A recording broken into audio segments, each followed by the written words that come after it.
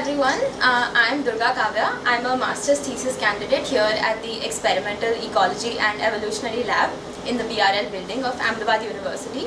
So a part of my thesis project was determining the phenomenon of behavioral fever in insects.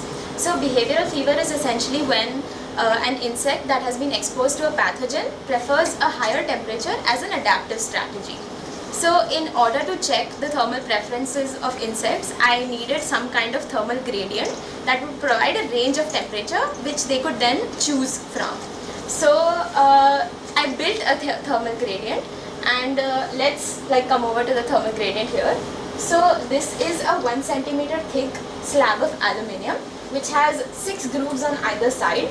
6 copper tubes which are hollow are nestled into each groove on the aluminium slab and are then connected via silicon tubes which provide a U-bend. These silicon tubes provide a uniform flow of water throughout the entire copper channel. Each side of the gradient is connected to a water bath. This side is connected to a cold water bath and this side is connected to a hot water bath. On top of the gradient we have a styrofoam chamber in which 12 glass tubes are nestled. Each glass tube is a sample loading space for whatever insect. So it is quite difficult to ascertain the thermal preferences of insects, especially ones that fly, and such as this thermal gradient can be used for mosquitoes, bees, wasps, as well as my model organism, which is Drosophila, the fruit fly. So I will demonstrate how we actually load the sample into the glass tubes, which we then place onto the gradient, which provides a range of 20.5 to 28.5 degrees Celsius. So both a cold and a hot region, and somewhere a neutral temperature in between. So this is how we load our flies into our thermal gradient. So we take our glass tubes, place it into a foam insert which provides a sturdy foundation, unplug the cotton plug from the top, and place a funnel. This is our vial with our Drosophila in it. Gently tap the vial and just invert it into the tube.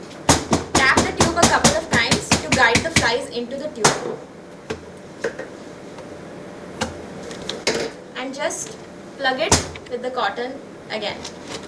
As you can see, our flies have been loaded into the tube.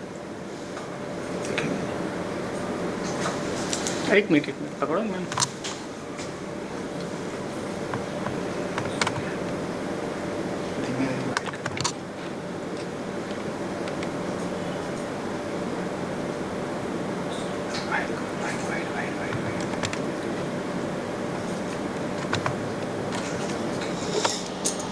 Now that we've loaded our tubes with our samples, it's time to load them onto the gradient.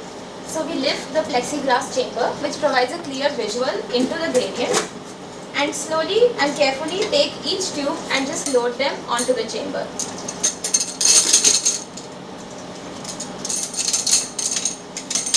The tubes are pretty sturdy. Simply place the plexiglass back onto the chamber and your thermal gradient is ready to be recorded.